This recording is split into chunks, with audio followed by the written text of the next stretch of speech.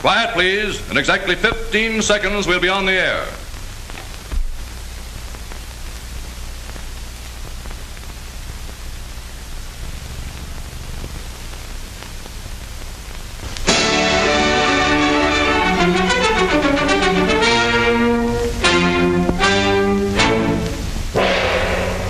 Rubinoff and his violin.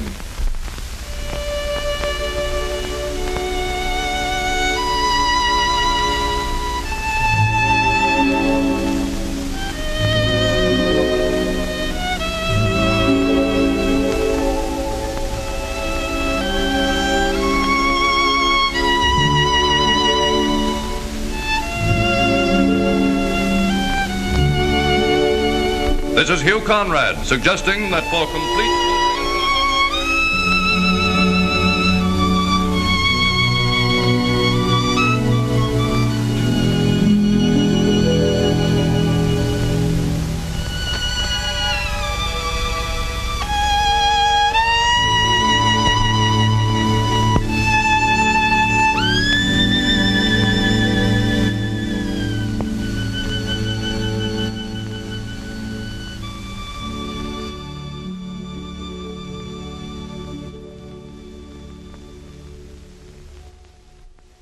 Rubinoff and the orchestra carry on with the overture.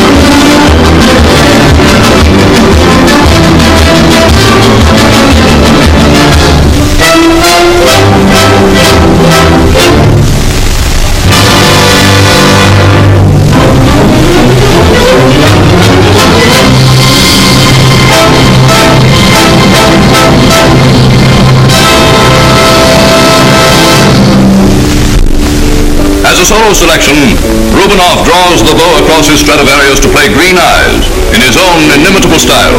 We present Rubinoff and his violin.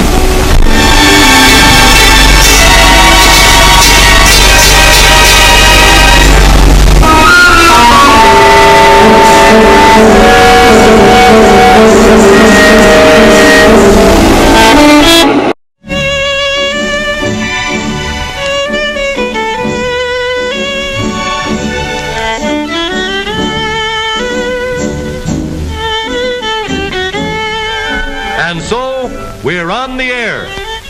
Let's see how the broadcast gets from the studio to your home. Of course, you don't hear the real sounds over your home radio.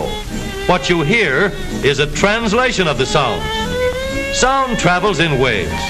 The picture of a sound wave, if we could see it, would look very much like this. These sound waves, made by the musical instruments, travel in all directions at once. Some of them are hitting that microphone and being picked up by it. The microphone is simply an electrical ear, the ear of the broadcast listeners. It picks up sound waves and converts them into electrical current. The operation of the microphone is very similar to the telephone in your home. Any sound, such as music or a voice, pushes this metal ribbon back and forth, causing a corresponding back and forth movement in an electrical current. When I say 1, the ribbon moves back and forth. Watch again. 1. This action of the ribbon sends an electrical current along the wire that leads from the microphone.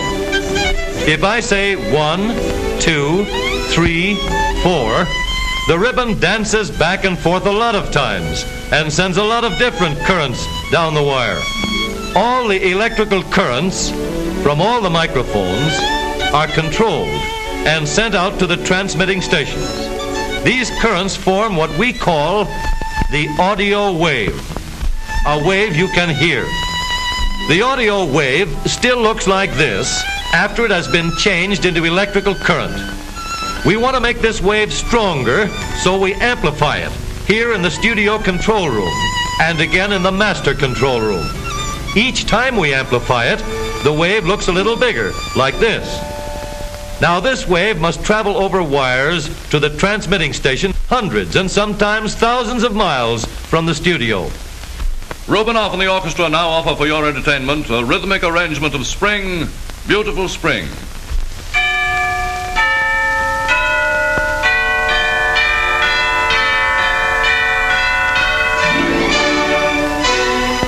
The audio wave coming over wires from the studio is amplified again immediately after it reaches the transmitter. But the trouble with this wave is that it can't carry itself anywhere. So we have to produce another wave that will travel long distances and carry the audio wave with it. The audio wave looks like small water waves. It will only go a short distance, getting weaker and weaker, and finally dying out. In water, little waves can travel a long way if they hitch a ride on a larger wave. So for radio, we make a larger, more powerful wave to carry the little waves. This carrier wave is made by what we call the oscillator. The oscillator acts like an electric pump, producing smooth and steady power that looks like this. When the wave made by the orchestra goes into the transmitter, it is put together with the carrier wave by a process called modulation. The modulator controls the flow of the carrier wave and impresses on this flow the music of the orchestra so that the combination looks like this. The carrier wave supplies the power, and the wave made in the microphone writes its signature on it. The result is the radio wave. Now comes the job of making this radio wave strong enough so that it will get to your radio. In order that you may hear it, we have to amplify the current in these big tubes gradually through several stages. In the first stage, the wave looks a little bigger.